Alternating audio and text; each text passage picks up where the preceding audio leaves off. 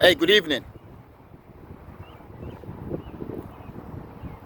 Today is Saturday, March the 30th, 2024. The time now is 6:55 p.m.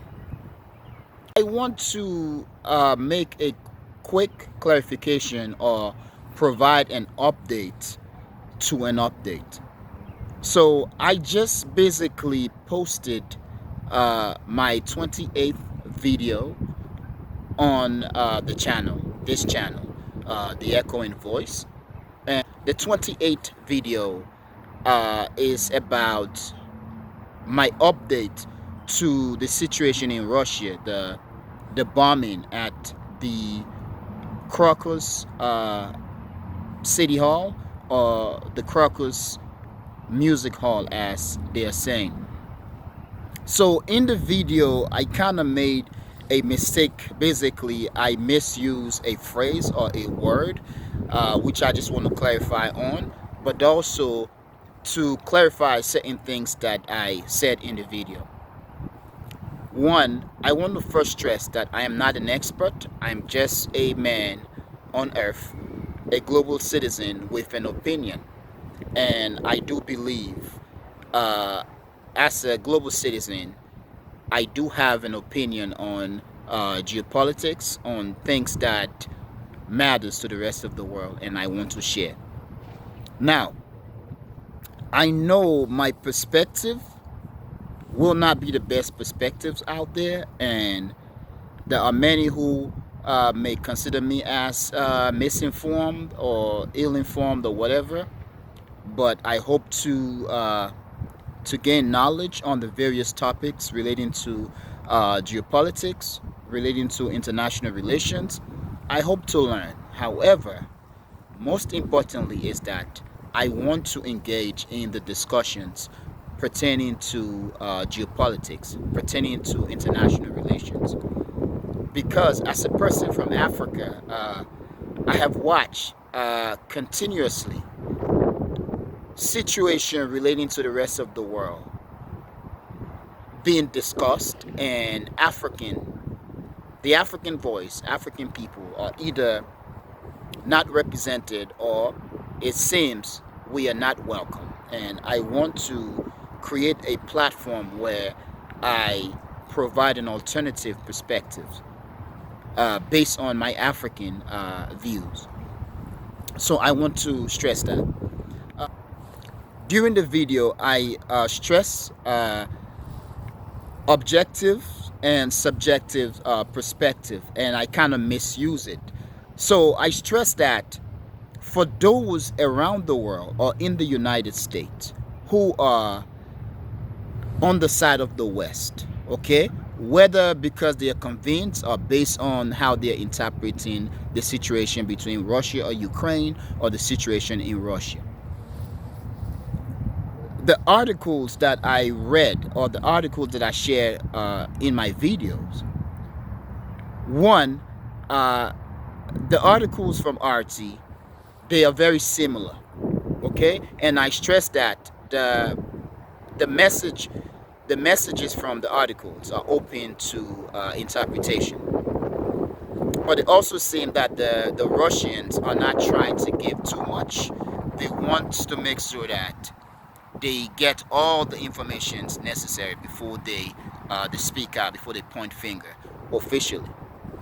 However, for the Western perspectives, I'm talking about the articles that I got from the United States. We are talking about articles from the Associated Press, the New York Times, CBS, and so on. When you read the articles, if you are on the side of the West, it seems or it appears as if the Western perspectives uh, appears to be objective, which basically means the perspective of the West appears as if it is based on facts, it is based on truth, it is based on the reality, okay, the knowledge that we can all agree upon. However, when you read thoroughly, when you analyze Western perspectives based on the article, it is subjective. which is basically means the perspective is based on the opinions or the grievances coming from the West against Russia, the emotions, okay? Basically, not something that is factual, or it doesn't seem factual. However, it seems to be rooted deeply in or deeply from the perspective that is basically uh, the narratives of the misinformation or the information warfare between Russia and the United States, or Russia and the West. That's one thing I want to stress there. But the manner when I use the phrase objective, I kind of like misuse it. I meant to say objective, but as I spoke, the word or phrase subjective came out in the video. So I just want to clarify that.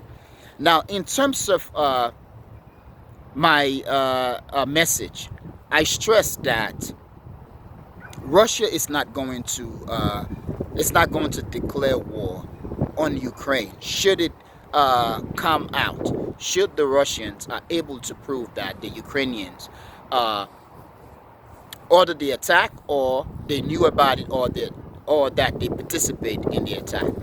And the reason for this is, look, what the West has been doing is basically trying to trap the Russians in a war, in a prolonged warfare. I'm going to stress that again. What the West is doing is trying to trap the Russians in a prolonged warfare. As I said in the video, and also in the brief statement that is relating to the video, the West is fighting Russia at all costs, and they've said it, that we are going to bleed Russia. Okay, we're going to fight Russia with our bullets, our weapons, our bombs, but with Ukrainian bodies. So in this case, it it it is beneficial to the West if the Russians continue to engage in the war. Yet, it may also be beneficial to the Russians. That is, if they are able to maintain their military-industrial complex and continue the fighting. That basically means minimizing the impact on the Russian people, on the Russian homeland. Okay, the impact of Ukrainian bombings. Minimize that, minimize the civilian casualties, or even reduce the military casualties. But prolong the war in a way that the West will continue to spend, and Western equipment are going to be blown up. In this case, Russia will continue to gain prestige, and when you look at information warfare as relating to the visual images, the West will be humiliated. If the Russians are able to maintain their strong economy and limit the casualties to both the population and the military, they are able to be in a better position. However, if the Russians continue to fight, continue this war, and they are not able to maintain their current momentum, they are not able to maintain a strong economy, they are not able to maintain a strong, continuous military-industrial complex, then the United States and the West will be in a better position. The West has already made it clear that they are trying to fight, or they are going to fight the Russians at all costs using Ukrainian bodies. Now, if you're a Western government, in this case, you don't have to worry about anything, because young people from the United States and young people from, I know somebody just, I'm at the park. If you are the United States, or if you are the United Kingdom, Britain, France, Germany, or whatever, the West, period, young people from the US, from the United Kingdom, from Canada, from France, from Australia, from Britain, they are not fighting, they are not dying. What you are doing in this case, you are printing papers.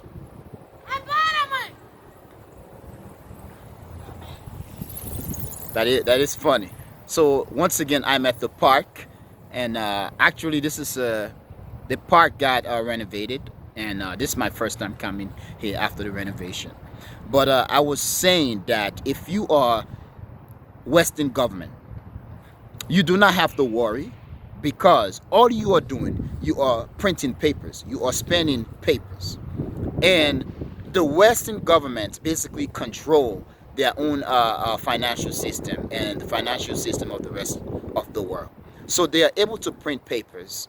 They are able to promote or project numbers, whether deflating their numbers to be right and strong numbers in terms of finance, or inflating their numbers to be good or bad, okay, basically good in terms of the financial system, or basically inflating or deflating other countries or people's numbers as being bad. The West has the advantage in that. But the fact that the Western governments are not spending the bodies of their own sons and daughters, all they are doing is printing papers. They are in the better position to fight Russia. Yes, they are going to be humiliated. But as of now, for the past 2 years, the West has been humiliated. They came out boldly and strongly, declaring to the rest of the world, officially, that they are going to destroy Russia. They are going to oust Putin. They are going to defeat Russia. Okay? They said that. And it has been 2 years, and they have not succeeded. So, in terms of prestige, Western prestige has taken a hit. They are not just going to let it go. They are going to try to see this to the end. Macron made statements that about France going into Ukraine, but there has been talks even before that that Western militaries are actually in Ukraine. They are in the background fighting the Russians as Ukrainians. Now, I don't know about that. I'm not there and I cannot prove it. However, what I am saying here is the West is in a better position to fight Russia using Ukrainian bodies. If they make mistake and go into Ukraine to fight Russia, let's not forget, in this case, the Russians have not declared war on the West. This will be the West going into a conflict in another parts of the world. We do not have in the West young people who are feeling the testosterone of blood, of war. Yes, they may get excited about video game, but this is reality.